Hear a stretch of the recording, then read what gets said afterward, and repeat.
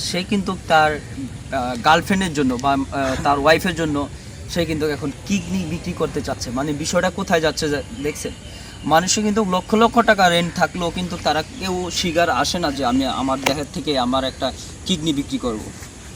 যেমন একজন বাংলাদেশের বড় একজন সুপারস্টার নায়ক কিন্তু একটা কিডনির জন্য সে পৃথিবী ছেড়ে চলে গেছে। আল্লাহর হস্তে ভিক্ষা চাইছে, তার বাড়িঘর লেখা দিব চাইছিল যে আমার বাড়িঘর লেখা দিব, তাও আমি একটা কিডনি দাও, আমি কিছুদিন বাঁচতে চাই।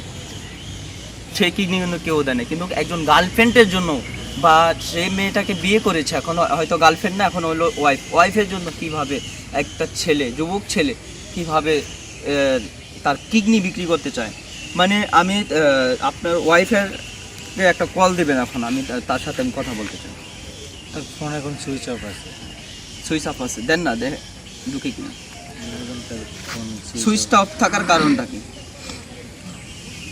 আসলে 2-3 দিন আগে তার সাথে আমার একটু তর্ক হয়।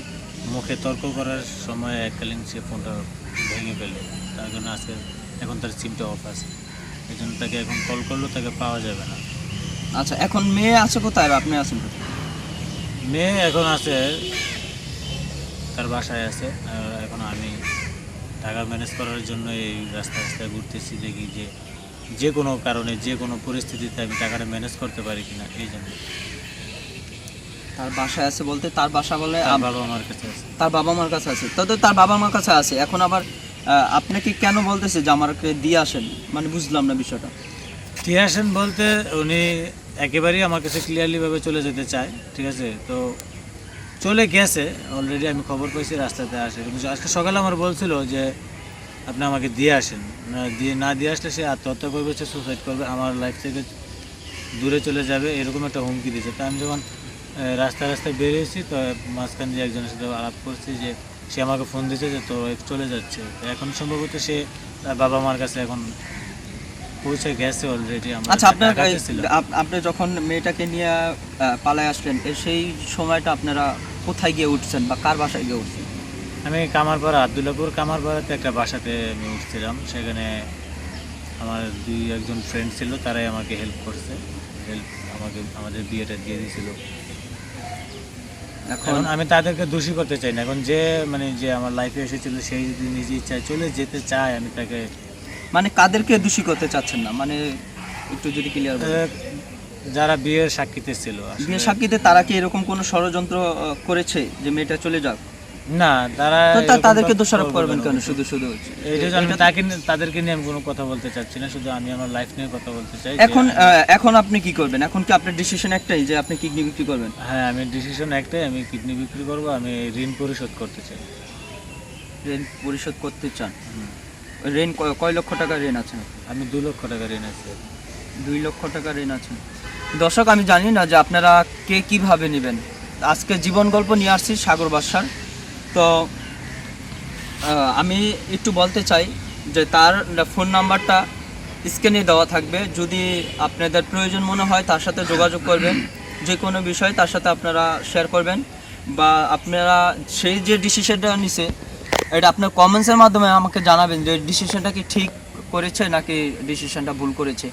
আর যদি আপনাদের কারোর যদি প্রয়োজন হয় তাহলে আপনারা যোগাযোগ করবেন। সেটা আমি মুখ ফুটে বলতে চাচ্ছি না, আপনারা বুঝে নেন। যদি কারোর প্রয়োজন হয় বা আপনারা যদি কারোর সহযোগিতার হাতও যদি বাড়াইতে চান এই সাগরের প্রতি, তাহলে আপনারা বাড়াইতে পারেন। তার ফোন নাম্বারটা যদি আমি স্ক্রিনে দিয়ে দিই, আর আমার ফোন নাম্বারটা আমি দিয়ে দিব স্ক্রিনে, যেটা আপনাদের জীবন গল্প নিয়ে আমি সবসময়ের জন্য হাজির হই। সেই ফোন নাম্বারটা আমি একটু পরে দিচ্ছি। আমি সাগর ভাইয়ের যে ফোন নাম্বারটা আছে সেই নাম্বারটা আমি একটু। ফোন নাম্বার হচ্ছে 01835081319। আবার একটু বলি। হ্যাঁ, আমি আবারও বলতেছি, আমার ফোন নাম্বার হচ্ছে 01835081319।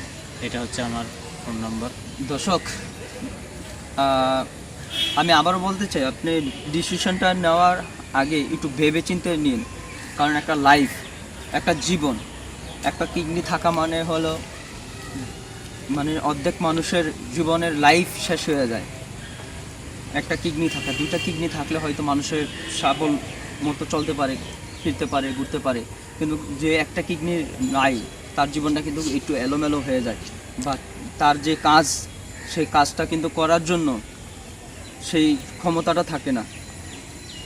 এখন আপনি কি করবেন সেটা ডিসিশন ভালো করে আপনি ভেবেচিন্তে নিয়েন, আর আমি এটা আপনাদের মাঝে প্রচার করব। আর আমার সাথে যারা যোগাযোগ করতে চান এরকম জীবন গল্প নিয়ে, তাহলে আপনারা যোগাযোগ করতে পারেন 0176 35 79 339। আমি আবারও বলছি, আমার ফোন নাম্বারটা যেটা আমার পার্সোনালি ফোন নাম্বার, আপনারা যোগাযোগ করতে পারেন 0176 35 79 339।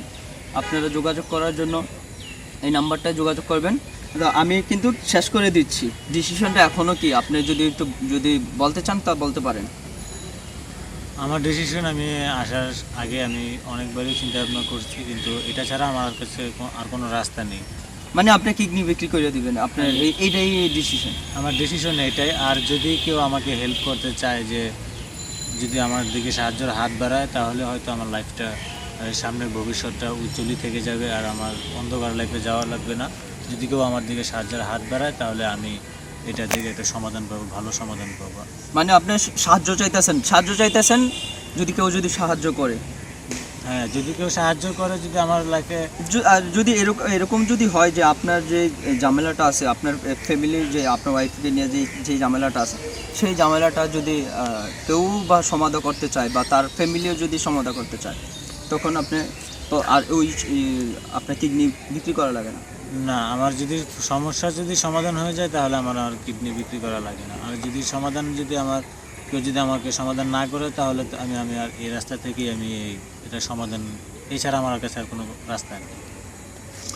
দর্শক, বিদায়ের আগে আমার কিছু কথা বলার ইচ্ছা ছিল, কিন্তু এখন আর আমি কিছু কথা খুঁজে পাচ্ছি না। কারণ হলো, যে মেয়েটা হাত ধরে ছেলেটা চলে আসছে, এখন কিন্তু ছেলের হাত ধরে মেয়েরা চলে আসে, কিন্তু যেই ছেলেটা মেয়ের হাত ধরে চলে এসেছিল, সেই মেয়েটা কিন্তু 10-15 দিন মাথায় কিন্তু সেই মেয়েটা তার কাছ থেকে দূরে সরে যায়, অলরেডি চলে গেছে।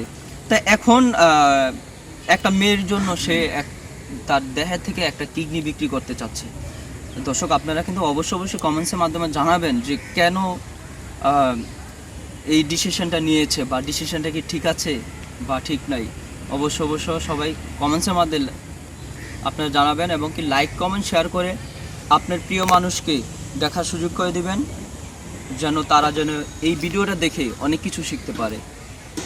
সবাই ভালো থাকেন, সুস্থ থাকেন, আল্লাহ হাফেজ।